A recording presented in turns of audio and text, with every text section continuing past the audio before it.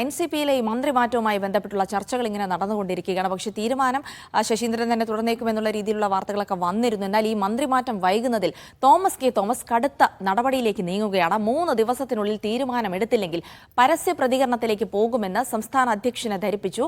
മന്ത്രിയാക്കാനാകുമോ എന്ന് മുഖ്യമന്ത്രി നിലപാട് പറയണമെന്നും തോമസ് ആവശ്യപ്പെടുന്നുണ്ട്.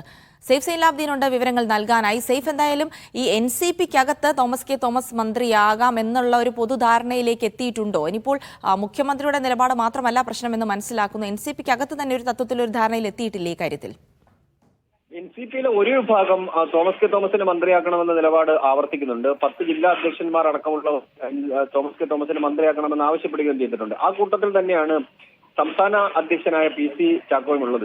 അതിനകത്ത് ഇന്നലെ തന്നെ മുഖ്യമന്ത്രിയെ കണ്ട് ദേശീയ അധ്യക്ഷനായ ശരത് പവാറിന്റെ കത്ത് മുഖ്യമന്ത്രിക്ക് നൽകിയിരുന്നു തോമസിനെ മന്ത്രിയാക്കണമെന്ന്. പക്ഷെ മുഖ്യമന്ത്രി പറഞ്ഞത് കാത്തിരിക്കൂ എന്നുള്ളതാണ്. അതായത് തോമസിനെ പെട്ടെന്ന് മന്ത്രിയാക്കുന്നതിനോട് മുഖ്യമന്ത്രി പൂർണ്ണ യോജിപ്പ് പ്രകടിപ്പിക്കുന്നില്ല. ആ യോജിപ്പ് പ്രകടിപ്പിക്കാത്തതിൽ കടുത്ത അതിർത്തി തോമസ് അദ്ദേഹം പരസ്യമായ ഒരു കടുത്ത പ്രതികരണത്തിലേക്ക് അദ്ദേഹം കാത്തിരിക്കുകയാണ്. 2-3 ദിവസത്തിനുള്ളിൽ തീരുമാനം വേണം. 3 ദിവസത്തിനുള്ളിൽ മുഖ്യമന്ത്രി കത്തുമായി തീരുമാനം എടുത്തിരിക്കണം.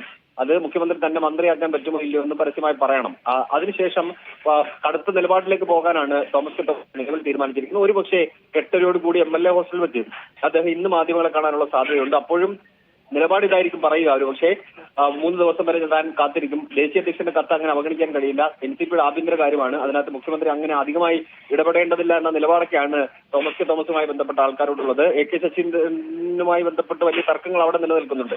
PC ചാക്കോയോട് ഇക്കാര്യം തോമസ് അറിയിച്ചിട്ടുണ്ട്. തീരുമാനം ഉടനെ ഇല്ല എന്നുണ്ടെങ്കിൽ പരസ്യ പ്രതികരണത്തിലേക്ക് പോകും എന്ന നിലപാട് അറിയിക്കുകയും ചെയ്തിട്ടുണ്ട്. എന്തായാലും കടുത്ത അമർഷവും അതൃപ്തിയും തോമസിനുണ്ട്. ദേശീയ അധ്യക്ഷൻ കത്ത് നൽകിയിട്ടും അത് പരിഗണിക്കാതിരിക്കുന്നതിലാണ് അദ്ദേഹത്തിന് അതൃപ്തിയുള്ളത്.